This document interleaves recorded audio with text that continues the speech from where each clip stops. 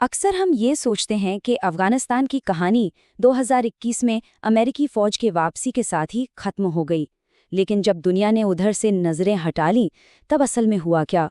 चलिए आज उस कहानी को समझते हैं जो सुर्खियों से पूरी तरह गायब है। ये एक बहुत पुरानी कहावत है और जियोपॉलिटिक्स की दुनिया में ये बिल्कुल सच बैठती है।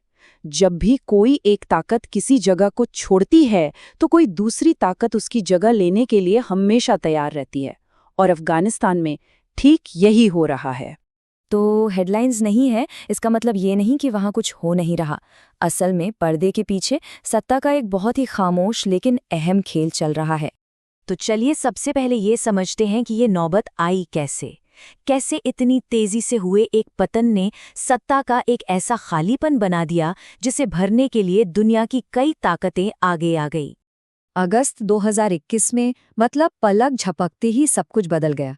पश्चिमी सेनाएं निकली, तालिबान ने काबुल पर कब्जा कर लिया और फिर दुनिया ने प्रतिबंध लगाकर अफगानिस्तान को एक तरह से अलग थलग छोड़ दिया। पश्चिम के लिए ये एक ऐसा चैप्टर था जिसे वो बस बंद कर देना चाहते थे। और जैसे ही ये वैक्यूम बना, इसे भरने के लिए तीन बड़े खिलाड़ी मैदान में उतर आए। चीन, रूस और भारत।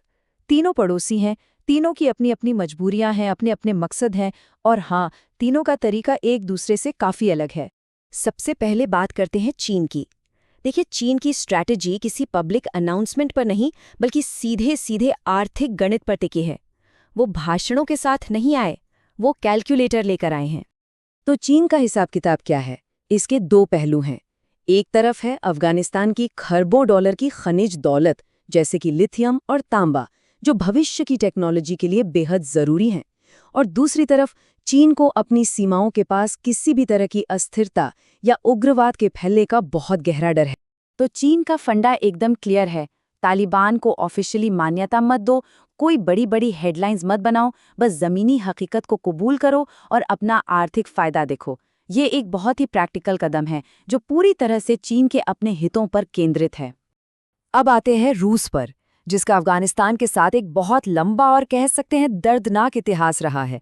रूस की आज की रणनीति उसके अपने पुराने अनुभवों से ही निकली है। उन्हें अफगानिस्तान की जमीन अच्छी तरह याद है।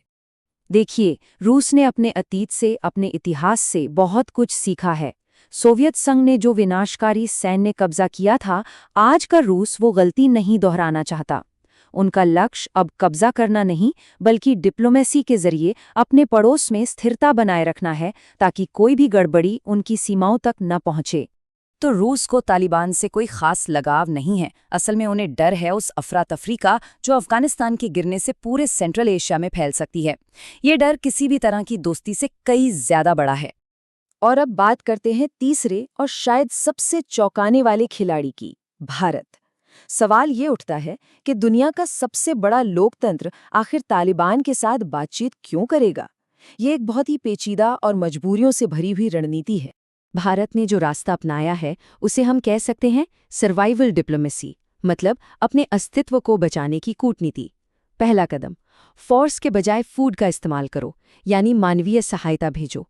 दूसरा, बातचीत के दरवाजे हमेशा खुले रखो। और तीसरा, इस बातचीत का इस्तेमाल अपने हितों की रक्षा के लिए करो। ये दोस्ती नहीं, बल्कि अपने अस्तित्व को बचाने की एक जरूरत है। लेकिन ये जो कुछ भी अफगानिस्तान में हो रहा है ना, इसे सिर्फ एक रीजनल इशू समझने की गलती मत कीजिएगा। ये एक बहुत बड़े ग्लोबल बदलाव का संकेत है कि दुनिया में ताकत और प्रभाव के नियम कैसे बदल रहे हैं। देखिए, दशकों तक दुनिया ऐसे चली है कि अगर आपको एक लेजिटिमेट देश बनना है तो आपको वेस्ट, मतलब अमेरिका और यूरोप का ठप्पा चाहिए होता था। लेकिन अफगानिस्तान एक टेस्ट केस बन गया है। यहाँ ये दिख रहा है कि अब सड़कें, बंदरगाह, खनिज और व्यापार के सौदे किसी देश की हैसियत तय कर रहे हैं। अब ये एक ऐसा जुआ है जिसके सिर्फ दो ही अंजाम हो सकते हैं, और दोनों ही दुनिया को बदल देंगे। अगर ये मॉडल फेल हो जाता है तो आतंकवाद पूरी दुनिया में फैलने का खतरा है। लेकिन अगर ये कामयाब हो जाता है तो ग्लोबल पावर का बैलेंस हमेशा के लिए बदल जाएगा। लेकिन इस नई स्थिरता की एक कीमत है, एक ऐसी कीमत जिसके बारे में ये नए खिलाड़ी बात नहीं करना चाहते और जिसे दुनिया शायद नजरअंदाज कर रही है। और ये साफ तौर पर कहना बहुत जरूरी है, चीन, रूस और भारत का ये जो प्रैक्टिकल रवैया है, ये अफगानिस्तान के अंदर चल रहे एक बहुत बड़े मानवाधिकार संकट की अनदेखी कर रहा है। तो क्या है वो कीमत? वो कीमत चुकाई जा रही है वहाँ की औरतों और लड़कियों से। तालिबान शासन के तहत उनके अधिकार लगभग पूरी तरह से खत्म कर दिए गए हैं। लाखों लड़कियां स्कूल नहीं जा सकती, महिलाओं के काम करने पर पाबंदी है और लोगों की आज़ादी को दबा दिया गया है। ये वो मानवीय कीमत है जो इस जियोपॉलिटिकल स्थिरता के लिए चुकाई जा रही है। और यहीं पर आकर हम एक बहुत बड़े सवाल के सामने खड़े हो जाते हैं। क्या इन देशों का अपने हितों के लिए तालिबान से जुड़ना एक समझदारी भरी जियोपॉलिटिक्स है, या फिर ये मानवाधिकार और आज़ादी जैसे बुनियादी मूल्यों का एक तरह से समर्पण है? इसका जवाब शायद वक्त ही देगा।